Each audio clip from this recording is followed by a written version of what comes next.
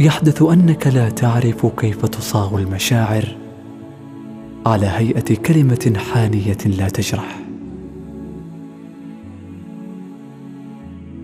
يحدث أن تغترب عن كل ما يمدك بالحياة، وتجد الوطن الوحيد الذي يرحب بك هو أنت دون إضافة. يحدث أن تمتلئ دون منفذ لشيء يفرغ كآبتك. يحدث أن يمضي الوقت دون أن تعلم أين يذهب، هل يركل نفسه مع هشاشة الحاضر أو يبني أمامك هشاشة جديدة.